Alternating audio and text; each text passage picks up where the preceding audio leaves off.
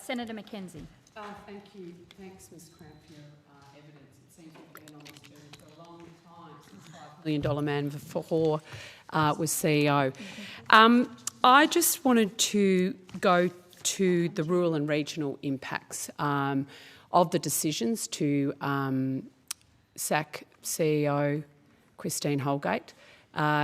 It's your 2,500 members out in the regions and the Bank Post deal that really underpinned their financial security going forward. What's been the impact in the regional post office network? Can I give that question to Gail? Yes, you can. Thank you, Senator. I'm the licensee of Bundanoon Licensed Post Office in the Southern Highlands of New South Wales, a regional centre.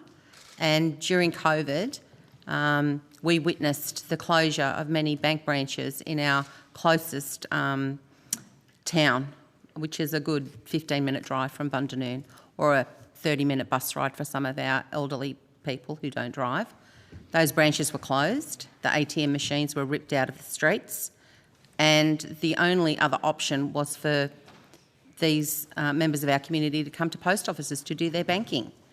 If we weren't there, the services wouldn't be on offer, and it was terrifying for these people, especially moving throughout the community during COVID and the being susceptible to the virus. So it is very important that banking services were implemented into post offices well before COVID began, because it was a lifesaver for the communities of Australia, especially rural and regional centres.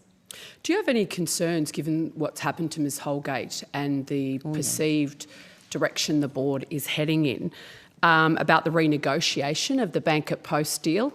We have a set of Cartier watches ready. We will pay for them ourselves. If somebody can get those, like banking... No, so the community post offices are prepared to pay for their own Cartier watches to have that renegotiated? But I can't believe that anybody is going to go out there and find me another $220 million for a $20,000 reward. I think that we may need Christine Holgate to be able to convince them that that's a worthy award. But so do you have concerns? I have massive concerns. Why aren't they already renewed? Why aren't we already comforted with we're doing this and they will be turned over? We have only two that expire in September. This CBA signed on for 5 years. But yes, we are very concerned that part of the BCG report says to decline financial services. Right. And you have that, you've seen the BCG report? I have not seen the BCG report. I have seen a previous version of it in 2017, which clearly says that we should not be pursuing financial services. The ANAO, I can table it if you like, but not right now. I can take that thank on you. We will notice. get that on notice. You have to keep ripping through it. Yeah, all right. So we had evidence from the chair when he was last before us that, you know, he didn't want Ms Holgate to leave the organisation.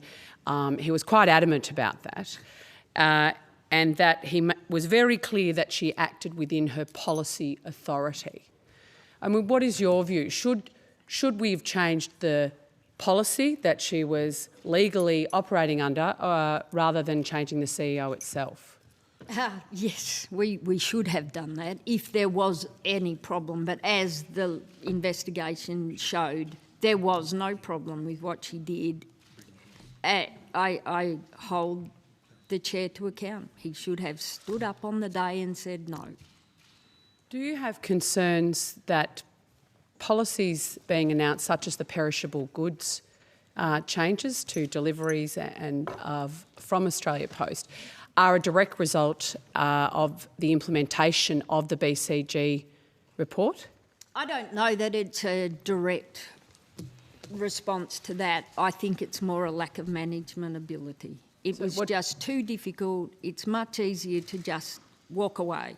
Instead of forming a group, a forum, like somebody, I'm sorry, I can't remember which senator said at the Senate estimate, Australia Post is the best place to go to every state and say, let's sit down and let's work out.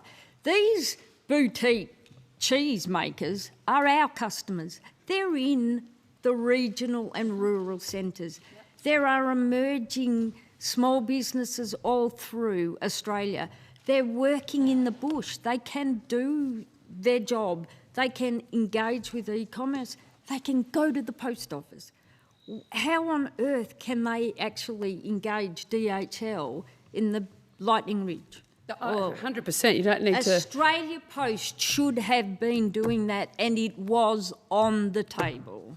So did Australia Post consult with the LPO groups, given you've got 2,500 out there where these goods are being produced? We heard about it on the ABC News Well, from thank Tasmania. goodness for the ABC. That's all I can say. I mean, so they didn't even consult with you, and it's your... So you don't need to, Senator Carr. You do not need to. I'm a very proud supporter of rural and regional services of the ABC.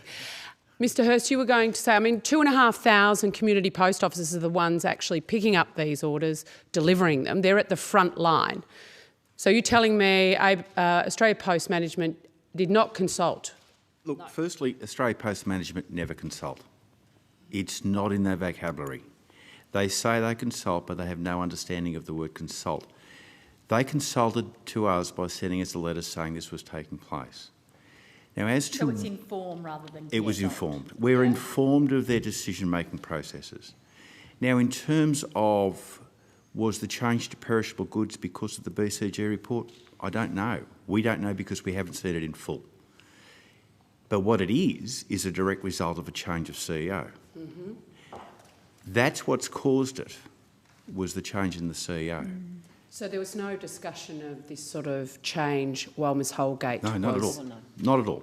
Not at all.